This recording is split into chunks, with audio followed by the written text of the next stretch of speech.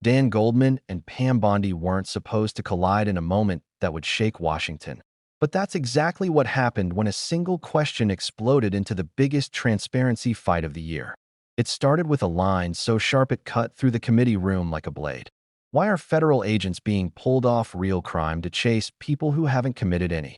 That question alone drew eyes toward Bondi. But Goldman wasn't asking it to score points. He was setting the stage for something far bigger, because within minutes, he dropped a revelation that stunned the room and sent shockwaves across the Capitol. The real story wasn't just about immigration enforcement or committee oversight. And here we are again, La La Land and Homeland Security Committee, conducting oversight of the president and his administration. Great, because there are many, many things that Congress should be conducting oversight over this administration.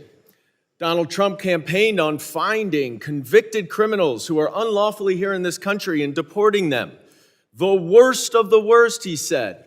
Instead, he and his unidentified masked secret ICE agents are snatching and arresting immigrants from court proceedings, nonviolent, non-criminal immigrants pursuing legal pathways to immigrate to this country, and then illegally detaining them in horrific conditions, and even possibly deporting them despite the fact that they are here legally. You would think the committee with jurisdiction over the Department of Homeland Security would want to conduct oversight over the department's refusal to allow members of Congress to observe the conditions of DHS detention facilities. In fact, there is a specific statute that authorizes both Republicans and Democrats to conduct oversight over facilities that house or detain immigrants. But no, the department refuses. So we're here in the Homeland Security Committee, and I'm sure the Republican majority does not like it when this administration undermines its own authority, its own statutory authority, to conduct oversight. But no, instead of all of that, we are here talking yet again about Joe Biden. Newsflash, Joe Biden is not the president. He hasn't been the president for 7 months. So if we are going to conduct oversight here, why are we doing it about the Biden administration when this administration is literally detaining lawful permanent residents and even some U.S. citizens? And it gets worse. It's not just those masked ICE agents. There are many FBI agents who are being called away from their duties to investigate terrorism, violent gangs, child trafficking, and other crimes in order to help ICE arrest and detain immigrants with legal asylum claims, nonviolent. That makes our homeland less safe, not more safe. So we should hear from FBI Director Kash Patel about how many of his criminal investigators are being taken away from their criminal investigatory jobs, keeping Americans safe in order to help round up non-criminal immigrants trying to immigrate the right way. Some of these detainees are being held in Bureau of Prisons detention centers that are unfit for convicted criminals to stay in. We should hear from Pam Bondi about how much of the department's resources are being used to detain these nonviolent, non-criminal immigration detainees. And while they're here, we can ask them about a very pressing question. What's going on with the Epstein files? Donald Trump promised to release them. Pam Bondi said she had the files on her desk and that she was going to release them in the name of transparency. Kash Patel has spent years railing against the FBI to release the files. Many of my Republican colleagues were banging on the table to release the Epstein files. But now, all of a sudden, after a months-long review, Bondi and Patel say nothing to see here, no evidence that any American would want to see about accomplices, co-conspirators, or other people involved. Yesterday, the Republicans voted against releasing the files. So what's changed? Well, we all know Donald Trump has had a relationship with Jeffrey Epstein. He flew on his plane, he hung out in parties, spoke highly of him. And now there are many people saying that Donald Trump is included in the Epstein files. In fact, there are reporters who say that there are videos of him with topless women.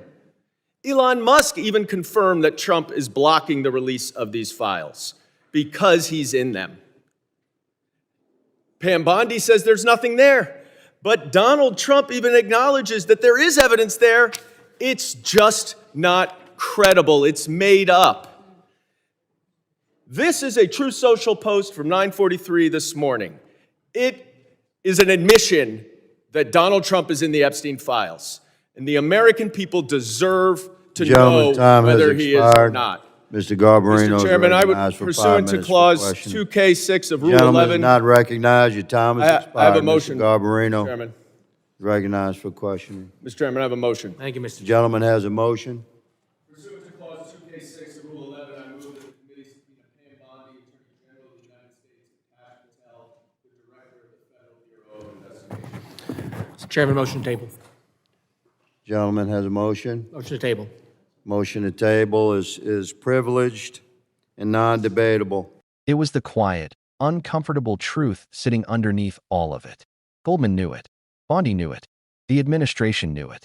And everyone in that chamber could feel it building before he even said the words. For months, the country had been promised transparency. There were pledges, interviews, public comments, and confident assurances that sensitive information would be released in the spirit of openness.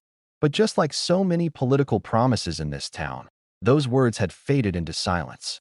So when Goldman turned and brought up what had been sitting like a storm cloud over Washington, the mysterious sealed files that everyone kept whispering about, the room snapped to attention that he asked, point blank, what happened to the files Bondi claimed were sitting on her desk, the ones she publicly promised to release, the ones countless leaders demanded to see. Suddenly, the committee erupted. Eyes shifted. The tension went from political to personal. Because this wasn't an offhand question. It was a direct confrontation with someone who had positioned herself for months as the gatekeeper of answers the public still hadn't been given. But before any of that unfolded, there was the issue that first pushed Goldman to speak, the way federal resources were being used. He opened the hearing by pointing out a contradiction that no one on the majority side wanted to address. Instead of focusing on violent criminals, dangerous fugitives, or threats to national security, highly trained officers were being sent to detain nonviolent individuals pursuing legal pathways into the country. Not only that, many, according to concerns raised, were being taken straight out of court proceedings, sometimes without warning, sometimes without due explanation, and sometimes despite having legal authorization to be in the United States. Goldman didn't sugarcoat it. He didn't soften the blow. He laid out the facts, the reports, the patterns that had been building for months. And then he turned to what he believed was the core issue.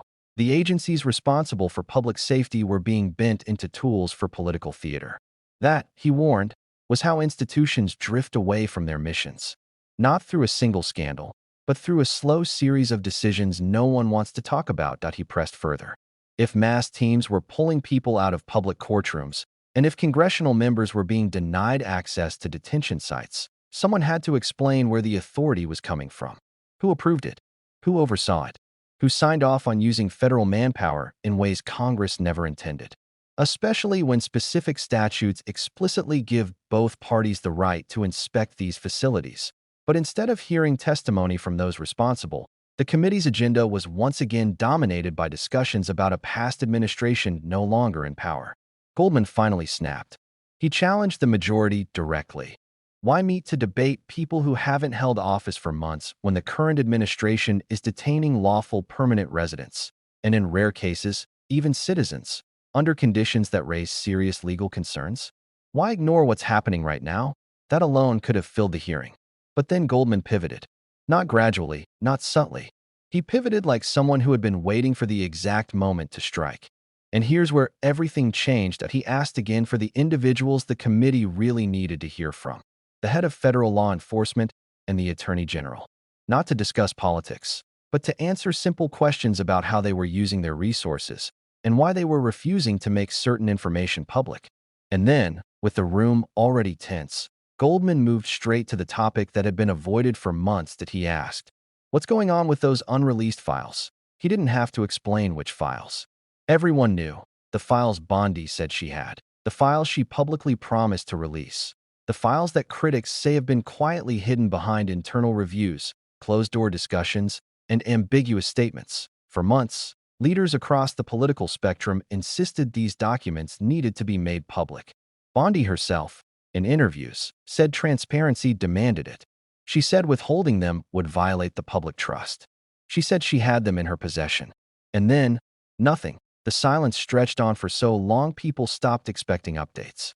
But then came the twist. After months of debate, committees, requests, and promises, a group of lawmakers unexpectedly voted against releasing them at all. Goldman asked the question everyone else avoided. Why? That single word carried the weight of everything unspoken. Why the sudden reversal? Why the refusal to hand over materials that leaders once claimed would prove their commitment to accountability?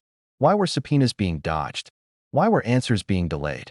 Why did it seem like the people who once demanded disclosure now wanted the controversy to disappear? Then Goldman said what no one wanted to hear in a public hearing.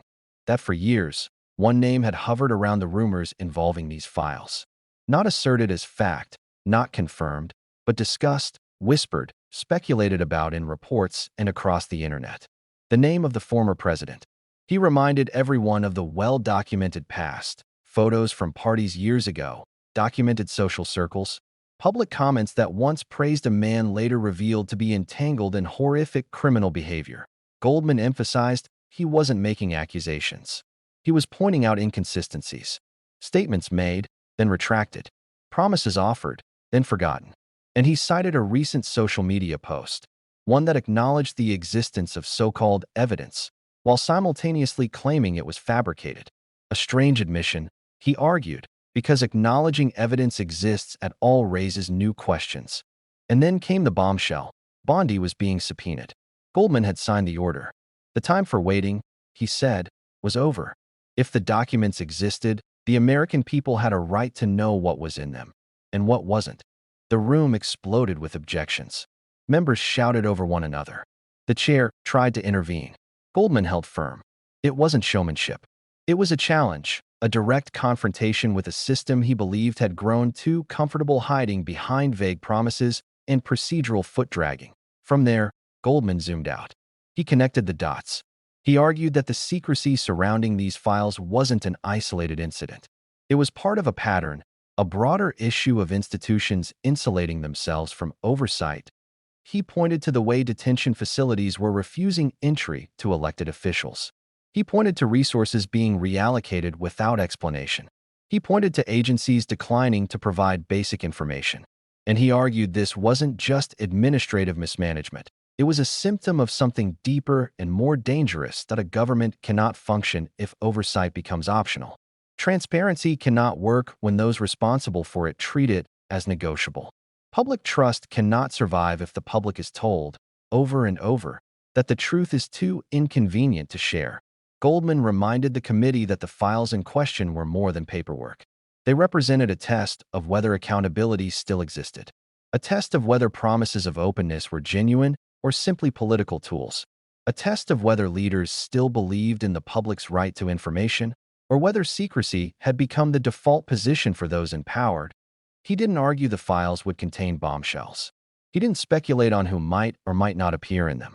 Instead, he focused on principle. The only way to rebuild trust is through disclosure, even when the answers are messy, uncomfortable, or politically inconvenient. And as he spoke, the tension in the room became palpable. Members exchanged glances. Staffers shifted in their seats. It wasn't because the accusation was explosive. It was because the question was unavoidable. What's in those files? Why has the story suddenly gone quiet? And why has the promise of transparency collapsed into total silence? These weren't rhetorical questions. Goldman insisted the committee deserved answers. More importantly, the country did that. He closed his remarks by pointing out that when institutions begin hiding information, even seemingly small pieces, the damage doesn't stay contained. Secrets expand. Public trust erodes. Conspiracies grow. And the line between fact and speculation becomes impossible to separate. The only antidote is openness. That, he said, was why the subpoena mattered. It wasn't about political rivalry. It wasn't about relitigating past debates. It was about the fundamental question of whether truth still holds value in American governance. The hearing adjourned in chaos. But even after the gavel fell, one fact was clear: the story was far from over. The subpoena would force new testimony, new documents, and new pressure. Whether the public ever sees what's inside those files now depends on what happens next: the battles, the hearings, the negotiations behind closed doors. And this controversy isn't fading. It's growing. Because the question at the heart of all this is bigger than any politician. Do leaders believe the people still deserve the truth? That's what's at stake now. Not just a set of documents, not just one hearing, but the future of transparency itself. That if you want to stay updated as this unfolds, make sure you're subscribed, hit the like button, and drop your thoughts in the comments. What do you think is being kept from the public, and why? Your voice matters in this conversation.